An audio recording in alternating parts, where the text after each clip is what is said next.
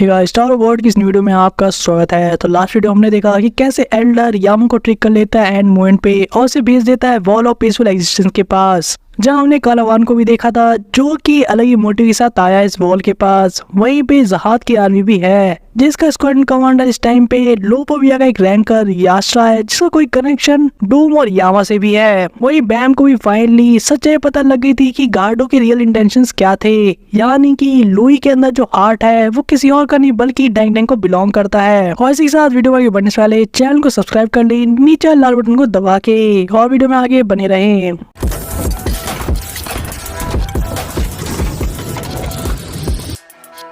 हम गार्डो की बॉडी को देखते हैं और उसके सामने खड़ा था बैम, जो कि अभी तक काफी शॉक में था उस ट्रुथ को सुनकर जो कि गार्डो ने मरने से पहले कहा था। और इसी बीच हम देखते हैं किसी को उसके पॉकेट वॉल पे कांटेक्ट करके उससे पूछते हुए कि आखिर वो कहाँ पर है। हमें पता लगता है कोई और नहीं बल्कि लुई का कॉल था, जब हमें लुई को भी दिखाया जाता है जिसकी गोद में हम डैंग डैंग की बॉडी को भी देखते हैं, जो कि बैम को कह रहा था कि डैंग डैंग सांस नहीं ले रहा, कहीं वो मर तो नहीं गया, और आखिर तुम हो कहाँ पर। वहीं पे हम देखते हैं बैम को फाइनली ट्रूथ का सामना करते हुए और लुई को बताते हुए, लेकिन लुई काफी ज्यादा इमोशनल डिस्ट्रेस में था जहाँ पे वो रोने लगता है और साथ ही बैम को कहता है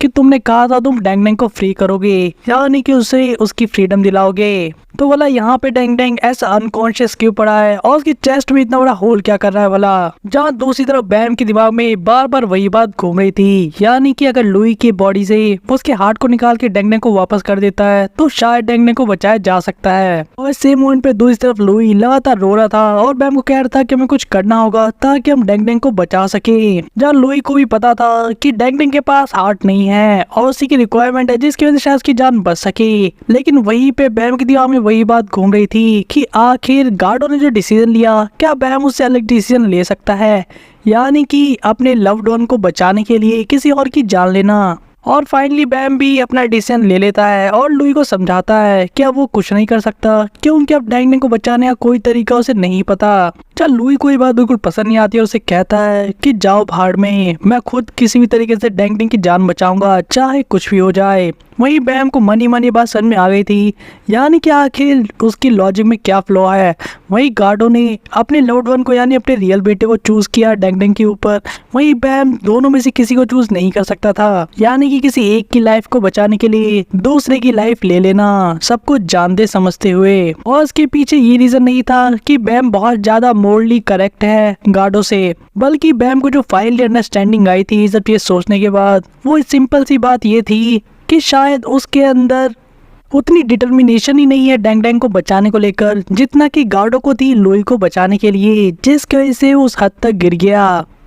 वहीं पे दूसरी तरफ लुई अभी चिल्ला रहा था बैम को ताकि अपनी सेंसेस में आए और कुछ हेल्प करे। वहीं पे बैम अपने ख्यालों में खोया हुआ था जहां उसके मन में अलग अलग लॉजिक्स आ रहे थे, जहां उसे लग रहा था कि शायद उसे ऐसा कभी करना ही नहीं चाहिए था डैंग डैंग को प्रॉमिस करके कि उसकी मदद करेगा, क्योंकि वो इतना डिटरमाइंड ही नहीं है गार्डो की तरह कि सारे कैन पीपल की जान को दांव पर लगा के या किसी और की भी डैंग डैंग की जान को बचाए। लेकिन इसके पीछे रियल रीजन क्या हो सकता है। बैम सोचता है क्या ये इस वजह से था क्योंकि उसे डैंग डैंग का सीक्रेट पास्ट नहीं पता था, लेकिन ऐसा कैसे हो सकता है। लेकिन इन सब लॉजिक के बाद भी एंड में बैम सिर्फ यही कंक्लूड कर पाता अपने मन में कि शायद जेन्युइनली वो उतनी बुरी तरह से उसकी मदद करना ही नहीं चाहता था जितना डिटर्मिनेशन उसे चाहिए गार्डो की तरह। और एट द एंड वो भी गार्डो से कुछ बहुत ज्यादा अलग नहीं है, वो भी एक हिपोक्रेट ही है। और तभी हम पीछे से एक आवाज सुनते हैं जिससे बैम का ध्यान भी टूट जाता है ठीक हमारी तरह, और ये आवाज किसी और की नहीं बल्कि डूम की थी, जो उससे पूछता है कि तुम भला कहाँ पे खोए हुए हो स्लेयर कैंडिडेट। जब बैम कुछ कह पाता डूम समझ जाता कि एक्चुअल में बैम के दिमाग में क्या चल रहा होगा,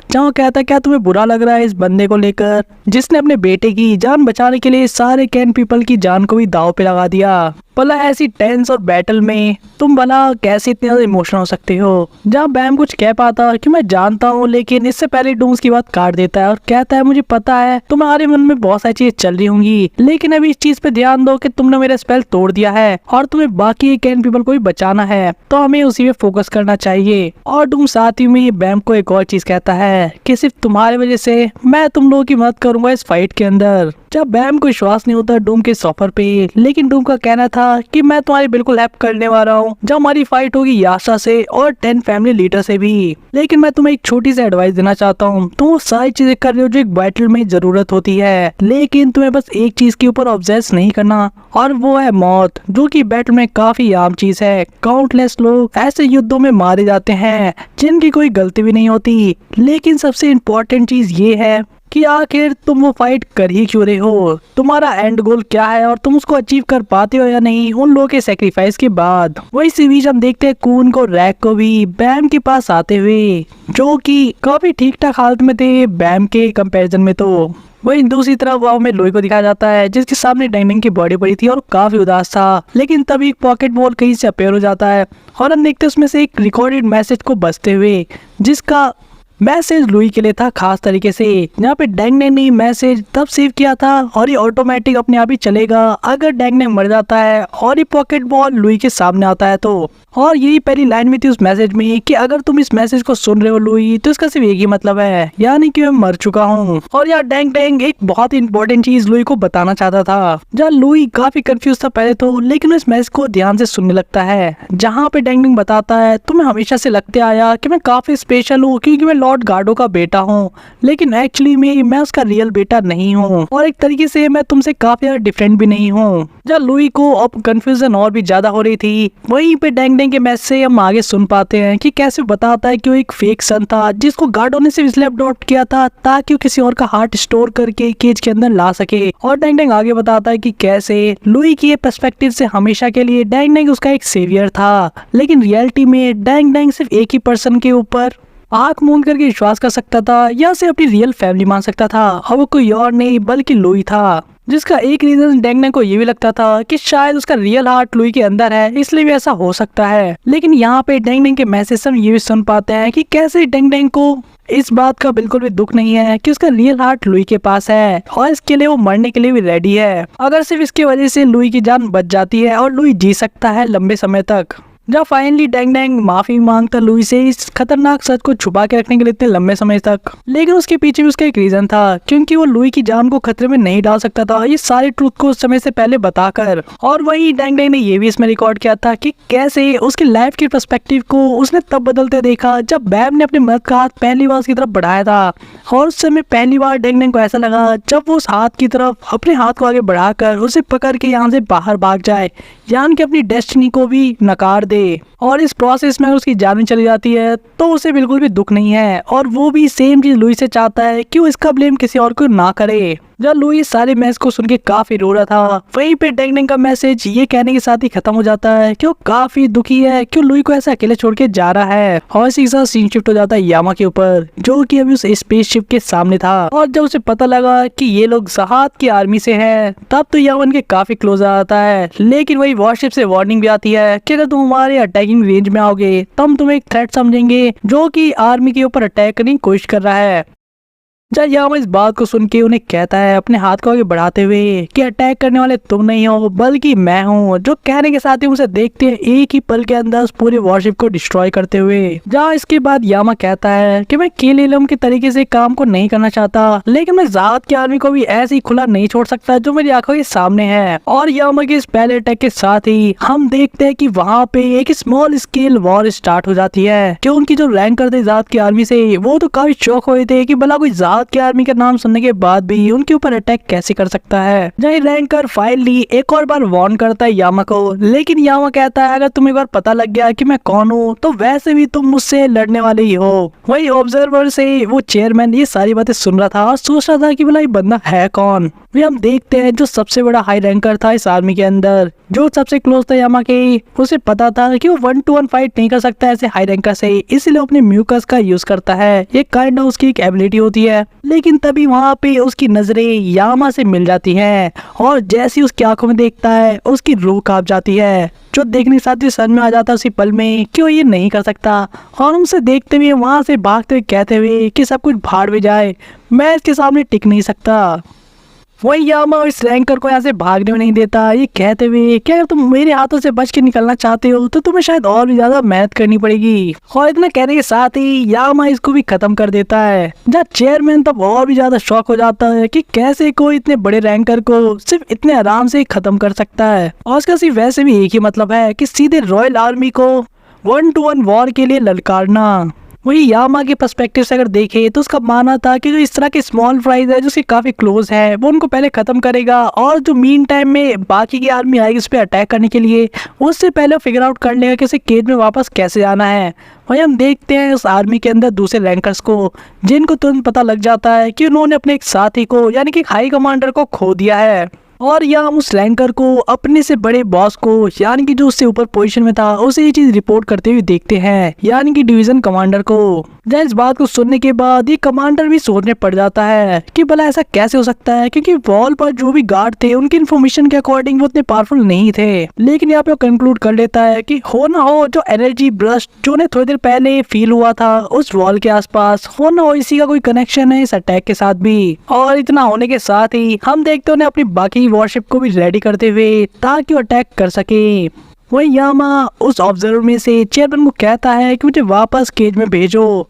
वही भी चेयरमैन का मानना था कि मट क्रेजी है, इसने सारी चीजें खराब कर दी। वही यामा चेयरमैन को ये कह के भी धमकाता है कि अगर तुमने मुझे जल्दी वापस नहीं भेजा तो मैं इस वॉल को खुद ही तोड़ दूंगा। जब चेयरमैन अब यामा को समझाने की कोशिश करता है कि प्लीज ऐसा मत करना, क्योंकि सिंबल है पीस का और को एग्जिस्टेंस का। जब यामा को ये बात प्लीज अच्छी नहीं लगती, क्योंकि उसका मानना था कि अगर ऐसा ही है और उसे शांति बनाए रखनी है तो भला वो कैन पीपल को सेक्रीफाइस क्यों करना चाहते हैं इस प्रीशियस लिटिल वॉल को बचाने के लिए। और अगर सही में शांति चाहिए तो यामा को केज में वापस भेज सकते हैं, वरना वो अटैक करने से नहीं चुकेगा। जब चेयरमैन को भी काफी डिफिकल्टी होती यामा से डील करने में, क्योंकि उसे समझ में नहीं आता कि बोला खेले लोग क्या सोच रहा था जो ऐसे वाइल्ड डॉग को उसने यहाँ भेज दिया। वही यामा की धमकियां लगातार बढ़ती जाती है जब वो सिर्फ 3 तक काउंट करने की बात कहता है, और चेयरमैन को समझ में नहीं आता वो क्या करे। लेकिन तभी हम देखते हैं इनकी बातचीत को इंटरप्ट होते हुए, क्योंकि वहाँ पे और भी वॉरशिप्स आ गई थी, जिनमें से एक वॉरशिप से आवाज आती है कि वल्ला केलर को किसने मारा। ये वही रैंकर है जिसको थोड़ी देर पहले यामा ने निपटाया था।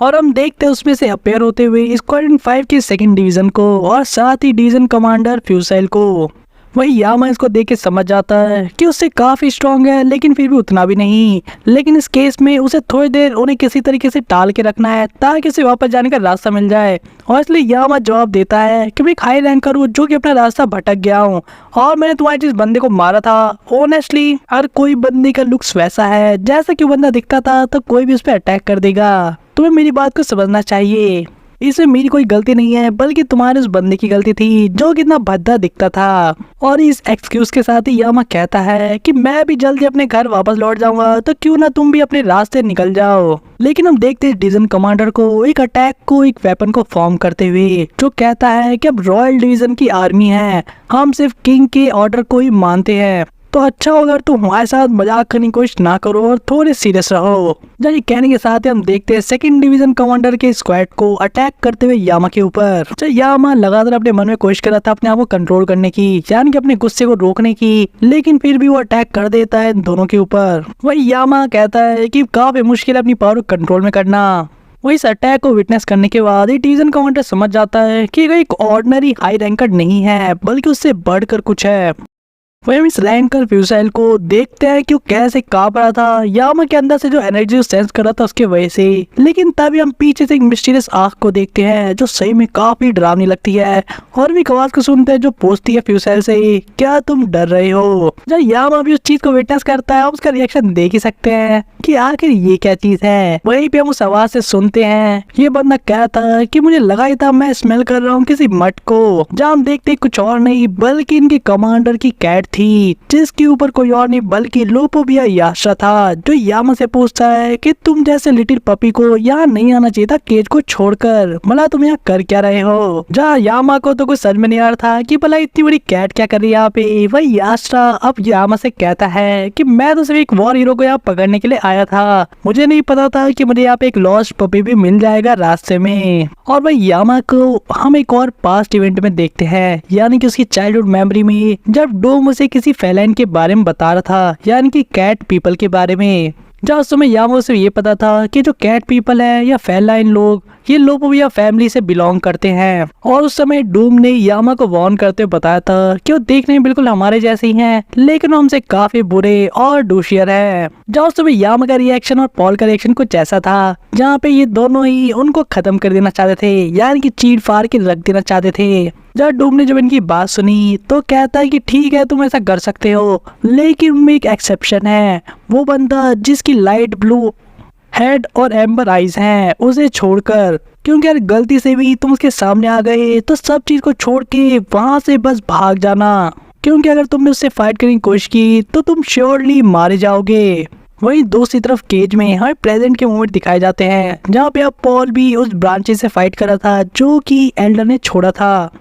और वो अकेला नहीं था ऐसा करने में। हम आंसू को, शिविशु को और बाकी लोगों को भी देखते हैं जब इवान को लगातार इन वाइन्स को यानी कि इन बेलों को जलाने में लगी थी, लेकिन इसे कंट्रोल करना फिर भी काफी डिफिकल्ट था। वही इसी बीच हम यामा को भी इवान कॉल से पूछते हैं क्या तुमने सही में यामा को यहाँ से गायब होते हुए देखा था क्या। वही इसी बीच हम क्राका को भी इवान कॉल से पूछते हुए देखते हैं क्या तुमने सही में ये चीज नोटिस की थी कि यामा जब गायब हुआ था, क्या ये बात सही है। जब इवान को इसको कंफर्म कर देते कि मुझे पता नहीं कि एल्डर ने एग्जैक्टली क्या किया, लेकिन यामा नहीं है यहाँ पर। वही इवान कॉल के माइंड में भी कुछ और चल रहा था, वो इस एंशिएंट क्रीचर को लेकर सोच रही थी कि आगे इतना अजीब बात क्यों है, ये डायरेक्टली हम पे अटैक नहीं कर रहा बल्कि अपनी सारी ब्रांचेस को एक्सप्रेड कर रहा है एक तरीके से कीज को लपेटने के लिए। वही इसी बीच हम देखते हैं अब एल्डर को सीधे क्राका के सामने आते हुए उसे डांटते हुए कहते हुए कि मैं अब और भी ज्यादा स्लेयर को नहीं खो सकता आज के दिन, इसलिए क्राका बस करो। जब क्राका को भी एक अच्छी अपॉर्चुनिटी मिलती है और सीधे एल्डर से पूछता है कि बोला यामा कहाँ है। जहाँ एल्डर्स के जवाब में कहते हैं कि मैंने उसकी डेस्टिनी देखी थी और इसलिए मैंने उसको दूसरे बैटलफील्ड के अंदर भेज दिया,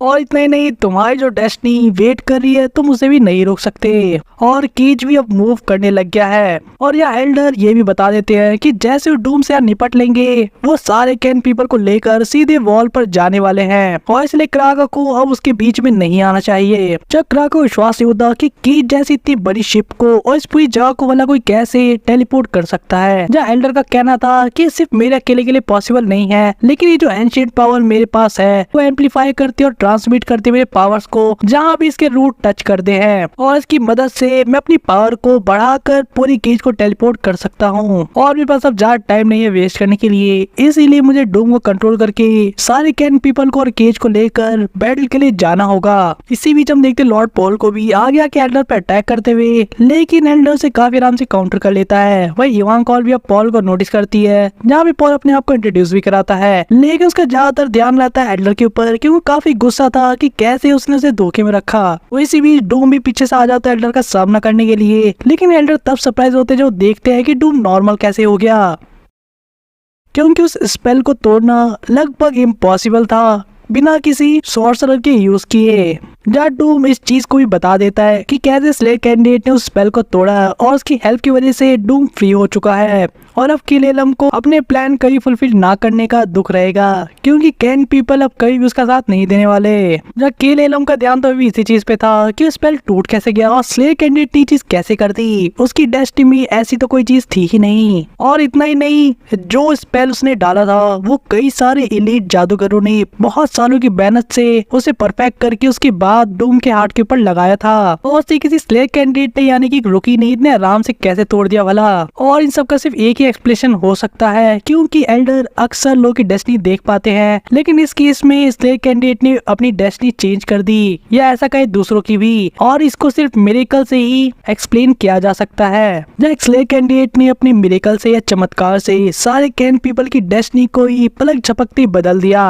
और अब सिचुएशन ऐसी हो गई है कि एल्डर को समझ में नहीं आ रहा कि हंसे या रोए। जो सिचुएशन क्रिएट हो चुकी है क्योंकि आज तक उसने जो डेस्टिनी देखी थी और उसके लिए इतनी सारी चीजें की थी वो सारी एक पल में बदल चुकी है स्लेयर कैंडिडेट के सिर्फ एक काम की वजह से। लेकिन ये एक्सपीरियंस उसे पहली बार नहीं मिल रहा, जब भी उसे अपने से किसी दूसरे व्यक्ति जिसकी और भी ग्रेटर डेस्टिनी होती है तो उसे ऐसा ही फील होता है, और ऐसा उसे एक बार और फील हुआ था जब उसका सामना हुआ था 10 ग्रेट फैमिली लीडर से, और साथ ही खुद किंग जहाज से भी। ये वही सेम फीलिंग थी जो कि उनमें से आती है जो अपने आप को डेस्टिनी का मास्टर बताते हैं, और उस समय भी वो ऐसे ही बेवकूफ बन गया था जिसे काफी घमंड था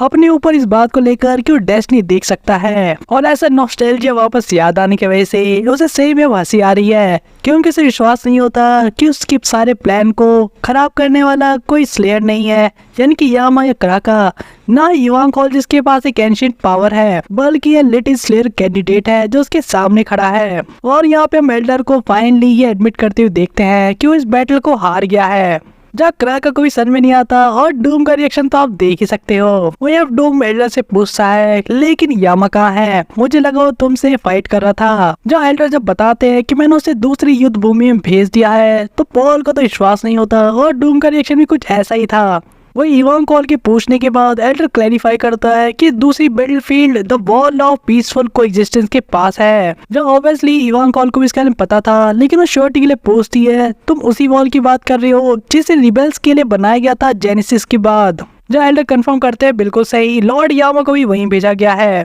क्योंकि वो वॉल बहुत ही जल्दी अटैक के अंदर आने वाली है खुद किंग की आर्मी के साथ। और मेरा प्लान यही था कि अपने साथ कैन पीपल को वहां तक लीड कर सकूं ताकि इस वॉल को डिफेंड किया जा सके, लेकिन मुझे कभी ये डेस्टिनी में दिखाई नहीं कि डूम का जो स्पेल है वो तोड़ा भी जा सकता है। और जो डेस्टिनी मैंने स्टार्टिंग में देखी थी वो सारी चीजें तब बदल गई, और मैंने यामा को भी वहाँ पे इसलिए भेजा क्योंकि सारी चीजें तुम्हारे वजह से हुई है स्लेयर कैंडिडेट। और अभी कहने के साथ ही एल्डर यहाँ पे बैम को एक ऑफर देता है और कहता है क्यों ना तुम मेरे साथ सभी कैन पीपल को लीड करो और वॉल की तरफ चलो। तो इवान कॉल उस पर अटैक कर देती है और कहती है भला ये कैसी बात है, भला हम क्यों मरने जाए उस बैटलफील्ड के अंदर। जहाँ पे एल्डर कहती है ऑब्वियसली यामा को बचाने के लिए, क्योंकि वहाँ पे खुद जहाद की आर्मी का एक स्क्वाड्रन आया हुआ अटैक करने के लिए, और खुद अकेला यामा भी पूरी स्क्वाड्रन को नहीं हरा सकता। और एल्डर कहते हैं कि अगर तुम्हें कोई और रीजन भी चाहिए तो मैं तुम्हें बता दूं कि ज़ाद की जो आर्मी है वो एक्चुअली 2 और वॉल्स के पीछे है। जब वो डिस्कस करता है कैसे उसे एक विजन आया था जहाँ पे स्क्वाड्रन अप्रोच कर रही थी उन वॉल्स को,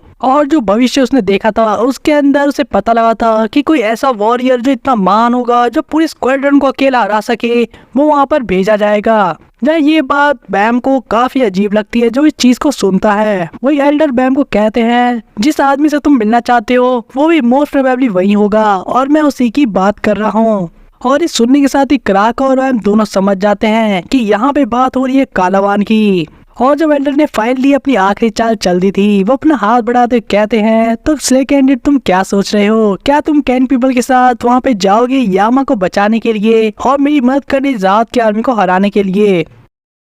क्योंकि इसके साथ ही तुम्हें भी फाइनली मौका मिलेगा अपने मास्टर का बदला लेने के लिए जो चीज़ें तुमने मास्टर के साथ की थी हेल ट्रेन पर। लेकिन इवान कॉल को लगता है कहीं किस तरह का ट्रैप ना हो, क्योंकि स्लेयर कैंडिडेट को सीधे कालावान का सामना करने के लिए भेजना ये काफी जल्दबाजी हो जाएगी। लेकिन फिर ये काफी अच्छा मौका है जहाँ पे जिनसुआ के बारे में कोई इन्फॉर्मेशन मिल सकती है। और हम देखते हैं बैम को भी यहाँ पे इवान कॉल से सलाह लेते हुए कि आखिर वो इसके बारे में क्या सोचती है। ये थोड़ा सा अजीब तो है लेकिन अच्छी अपॉर्चुनिटी हो सकती है। और जब इवान कॉल फाइनल डिसीजन बैम के ऊपर छोड़ती है तो बैम बिना भी एक सेकंड की देरी की कहता है कि मैं वहाँ जाना चाहूंगा, लेकिन साथ ही वो ये भी क्लियर कर देता है कि मैं नहीं जानता कि बाकी लोग मेरे साथ आना चाहेंगे या नहीं। और इसलिए वो पहले कैन पीपल से बात करके ही फिर फाइनल डिसीजन लेगा कि कौन वहाँ जाएगा और कौन नहीं। वही इवान कॉल जो इस आंसर को सुनती है तो उसे लगता है कि बैम सही में काफी मैच्योर हो गया है, क्योंकि अगर ये बैम पुराना वाला होता तो एक हार्ट बीट में कहता कि वो जाएगा सभी को लेकर, लेकिन अब वो पहले दूसरों की लाइफ को भी लेकर उनसे डिसीजन लेगा ताकि वो सभी की जान को झोंक सके।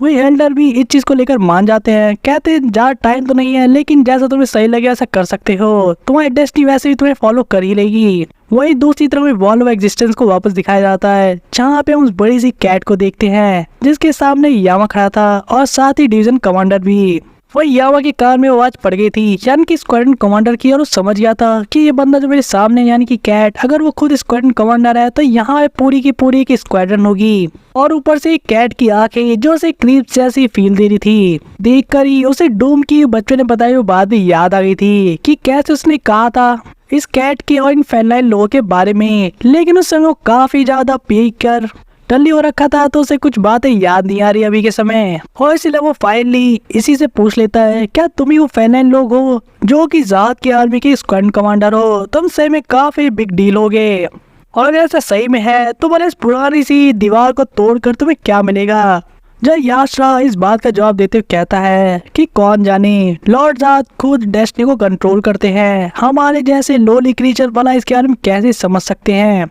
और as squadron commander royal army का मैं से उनके ऑर्डर्स को ही मानता हूँ जो भी मेरे किंग मुझे करने के लिए कहते हैं। और शायद उन्होंने मुझे यहाँ इसलिए भेजा हो क्योंकि वो जानते थे कि वो डेस्टिनी तुम्हें मिलवाएगी। और यहाँ पे याशरा उसे रन अवे मट कह के बुलाता है। जब यामा को ये बात पसंद नहीं आती क्योंकि इसका मतलब था भागा हुआ कुत्ता, और यामा को तो पता भी नहीं था कि भला लोगों भी याशरा रहता कहाँ है, तो इसका तो कोई सेंस ही नहीं बनाता ये कहने का। वही अब याशरा को हम जाते हुए देखते हैं ये कहते हुए, जहाँ पे ऑर्डर देता अपने डिवीजन कमांडर को कि तुम जाओ से फाइट करो फ्यूसाइल, क्योंकि जो आने वाली बैटल है उसकी बस ये शुरुआत होगी यहाँ से। और अगर तुम अभी से डर जाओगे, खासकर उस व्यक्ति को देखकर जो तुम्हारे सामने खड़ा है, तो तुम्हारा कोई हक नहीं बनता उस युद्ध में पार्ट लेने का। और हो सकता है कि तुम इस व्यक्ति को हरा भी ना सको, लेकिन मुझे दिखाओ तुम योग्य हो उस आने वाले युद्ध में भाग लेने के लिए। जब हम देखते हैं डिवीजन कमांडर को इस ऑर्डर को मानते हुए तो यहाँ से फाइट करने के लिए रेडी हो गया था। जहाँ अपने बाकी के बॉडीगार्ड्स को बीच में लाने के लिए कहता है और यामा से फाइट करने के लिए रेडी हो जाता है। यामा का रिएक्शन ऐसा था कि तुम सीरियसली बिना किसी मतलब के मारे जाने वाले हो, लेकिन यामा का मेन ध्यान अभी भी याशरा के ऊपर था, जहाँ पे वो सोच रहा था कि उसे पता नहीं था कि यहाँ पे एक स्क्वाड्रन कमांडर आ जाएगा।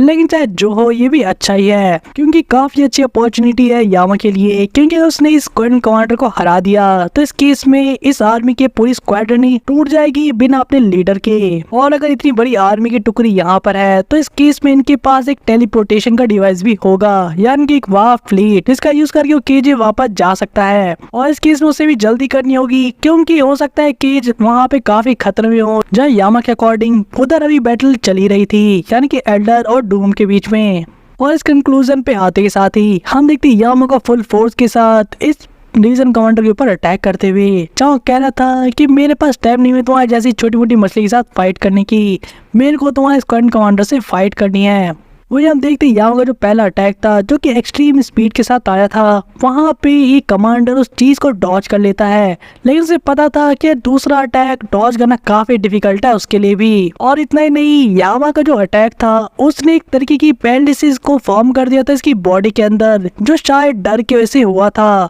जैसा कि अपनी मौत को सामने देखने से होता है। और अपने सामने जिस तरह के खूंखारपन को वो नोटिस कर रहा था और उसकी वजह से ऐसा लगा था जैसे उसका पूरा माइंड ब्लैंक हो गया हो और बस वो चिल्ला के वहां से भागना चाहता हो। लेकिन एज अ आर्मी मैन उसे पता था कि अगर यही उसका लास्ट मोमेंट होने वाला है तो कम से कम वो अपनी पीठ दिखा के भागेगा तो नहीं। जब यामा भी इस बात को समझ जाता है और कमांडर पर अटैक करते हुए कहता है कि मैं तुम्हारी करेज को काफी एडमायर करता हूँ, लेकिन ये कहने के साथ ही हम देखते यामा को एक पंच करते हुए, जिसके बाद फ्यूसाइल का नामो निशान नहीं था। वहीं पे वापस से अब याशरा यामा के सामने खड़ा था और वो भी यही सेम बात कहता है कि मैं तुम्हें काफी रिस्पेक्ट करता हूँ कि तुम यहाँ से डर के नहीं भागे जब तुम्हें पता था कि तुम्हारी मौत तुम्हारे सामने खड़ी है, और वो भी तब जब तुम्हारे सामने जो बंदा खड़ा है वो खुद कैन पीपल का किंग है। यामा इस बात सुने काफी सरप्राइज होता है क्योंकि इसका ये मतलब था कि स्क्वाड्रन कमांडर जानता था शुरुआत से ही कि यामा कौन है। वहीं दूसरी तरफ हम देखते हैं याशरा को एक स्माइल के साथ कहते हुए कि देखते हैं वो चीज आज भी काम करती है या नहीं। और ये कहने के साथ ही याशरा अपना हाथ आगे बढ़ाता है और हम देखते हैं उसके एक माइंड कंट्रोल स्टाइल के पावर को यूज करते हुए, जिसका नाम था डेज। जहाँ दूसरी तरफ यामा को समझ में नहीं आ रहा था कि हो क्या रहा है, हम देखते याशरा को कहते हुए कि इसी मूवमेंट से तुम्हारी बॉडी मेरे कंट्रोल में है। और तभी यामा का हाथ अपने आप ही हवा में मूव कर जाता है, जहाँ पे हम देखते याशरा को एक कमांड देते हुए कि अपने आप को हिट करो फेस पर,